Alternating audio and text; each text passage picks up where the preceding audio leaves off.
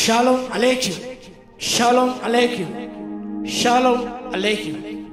లేఖన భాగం ధ్యానం చేద్దాం. 61వ దావీదు కీర్తన, సామ్ 61 verse 2. 61వ దావీదు కీర్తన 2వ వచనం. నా ప్రాణం తలడిల్లగా భూదిగంతము నుండి నీకు మొరపెడుతున్నాను. నేను ఎక్కలేనంత ఎత్తైన కొండపైకి నన్ను ఎక్కించుము. నీవు నాకు ఆశ్రయముగా నుంటివి. 3వ వచనం. శత్రువుల బలమైన కోటగా నుంటివి. యుగ యుగము నేను నీ గ్రామములో నివసించదను. నేను రెక్కల చాటున దాగుకుందును. ఈ వచనం ధ్యానం చేద్దాం. నేను ఎక్కలేని ఎత్తైన కొండపైకి నన్ను ఎక్కించుము. దావీదు భక్తుడు desperate condition, haunted by his enemies. ఆయన ప్రాణము వాక్య భాగం గమనిస్తే తలడేలాగా ఆయన ప్రాణం తలడేళ్ళిపోయింది. డెస్పరేట్ సిచ్యుయేషన్, శత్రువు తరుముతూ ఉన్నారు. ఈ సందర్భంలో ఆయన దేవా నా మొరాలకి నా చెవి ఎక్కువని ప్రార్థన చేశాడు. Cry for protection and safety to reach higher level. శత్రుత అందుకోనంత ఎత్తైన కొండ మీదకి, ఎత్తైన స్థలంలోనికి నన్ను ఎక్కించమన్నాడు. నన్ను ఎక్కించము. మన జీవిత యాత్రలు ఇలాంటి సన్నివేశాలు ఎదురవుతాయి. మనం గమనించినప్పుడు మన స్థితిగతుల పైన నడవాలి. మనం స్థితిగతుల లోనిపోయి కృంగిపోకూడదు. మనం walking above, rising above the problems and so on. వాటి పైన మనం ఎక్కాలి. మనం పైకి ఎక్కిపోవాలి, ఎగబాకిపోవాలి. దావీదు తరుముతున్నారు. అది ఎప్పుడు దేవుని ప్రార్థన చేసేవాడు. ఇక చూస్తే చాలా పెద్ద కొండ మీద చూస్తున్నారు. ఈ కొండపైకి ఎక్కినప్పుడు can see the whole range of surroundings. చుట్టుపక్కల అంతా కూడా మనం చక్కగా పరిశీలన చేయవచ్చు. అనగా పిక్చర్ క్లియర్గా కనిపిస్తుంది. మనం అన్ని మనం చూడగలుగుతాం. మనం ఆత్మీయ జీవితంలో కూడా మనం ప్రభు ఎత్తైన కొండ కాబట్టి ఎత్తైన ఉన్నత ఆత్మీయ అనుభవంలోకి వెళ్ళినప్పుడు you can see things very clearly and your purpose perspective will change, your outlook will change.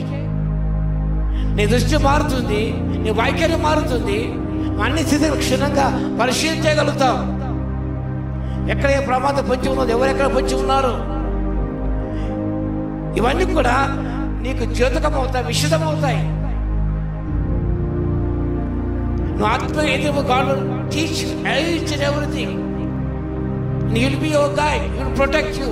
వాక్య భాగంలో మనం చూస్తాం, నేను రెక్కల చాటున నన్ను దాచుము.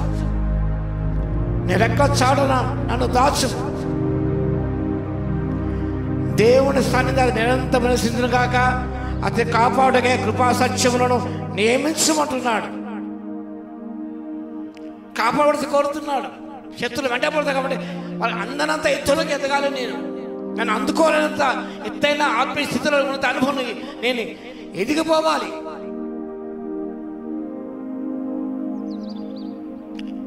కాబట్టి ప్రభువే మన అండ, ప్రభువే మన కొండ. నా కొండయు నీవే, నా కోటయు నీవే, అందరు నన్ను విడిచిన చక్కటి పాట. కాబట్టి పిల్లారా, మన జీవితంలో మనం సాగినప్పుడు ఎన్నో ఇలాంటి స్థితిగతులు ఎదురవుతాయి మనకు. అలా సందర్భంలో మనం దావీదు దేవుని ప్రార్థన చేయాలి. ప్రభు నేను ఎక్కలే ఎత్తైన కొండ మీద ఎక్కించు తండ్రి. నేను కృంగి ఉన్నాను, పడి ఉన్నాను, లేవనెత్తు. ప్రొటెక్ట్ మీ, హైడ్ మీ అండర్ మైటీ వింగ్స్. నీ కృపా సత్యములు నన్ను కాపాడును కాకని ఆయన ప్రార్థన చేస్తున్నాడు. తన వింటిని నమ్ముకోలేదు, తన శక్తిని నమ్ముకోలేదు, తన స్థైర్యాన్ని నమ్ముకోలేదు, తన బలాన్ని నమ్ముకోలేదు. కానీ నీ కృపా సత్యములు నియమించుము. నన్ను కాపాడుకొనకే నీ కృప నీ సత్యాన్ని అనగా ప్రభువే కృప, ఆయన సత్యం కాబట్టి నన్ను కాపాడు నియమించుము తండ్రి. ఆ ఎత్తైన కొండను చేరుకోవాలంటే శత్రువు చాలా కష్టమే. కాబట్టి అంత సాధారణ అందుకోలేంతగా తాకలేంతగా ప్రభు ఉన్నతమైన అనుభవంలో ఉంచుతాడు, ఉన్నత స్థాయిలో ఉంచుతాడు. ప్రభు నేను చుట్టూ ఆవరింపచేస్తాడు, నీకు భద్రత క్షేమాన్ని ఇస్తాడు. దావీదులో ప్రార్థించి నీ స్థితిలో బయటపడి lead me to the rock hire than I, నేను ఎక్కడైనంత తండ్రి ఎత్తైన కొన మీదకి నన్ను ఎక్కించుకుని ఆయన అంటే ప్రార్థించిన దేవుని నిజముగా అలాంటి ఆత్మీయ ఉన్నత అనుభవంలో తీసుకుని వెళ్తాడు. నిన్ను కాపాడుతాడు, నిన్ను భద్రపరుస్తాడు, నీకు నెమ్మదిస్తాడు, నిన్ను సంరక్షిస్తాడు, నీకు దీర్ఘాయువు ఇస్తాడు. అంటే కృపా దేవుడు అందరికీ దయచును గాక. ఆమేన్. ప్రార్థన చేద్దాం. మహాగణ మహోన్నతుల యేసయ్య మీకు స్తోత్రాలు నాయన.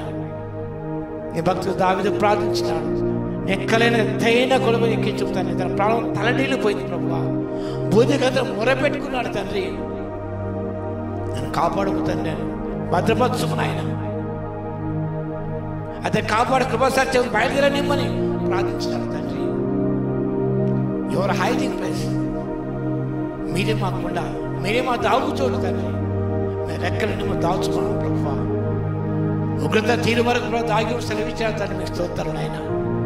భద్రపరిచి దీవించమని, పరిస్థితులతో భయపడుకున్న ప్రభునైనా పరిస్థితుల పైన ప్రభు బిడ్డను నడిచి వెళ్ళడం అధిగమించిన తండ్రి ఎత్తైన కొండ ఆత్మీయ అనుభవాన్ని పొందుకోవడానికి కృపను ఇవ్వగలందుకు మీకే స్తుతి స్తోత్రాలు చెల్లిస్తూ యేసయ్య నామమున ప్రార్థించి వేడుకొంచున్నాము తండ్రి.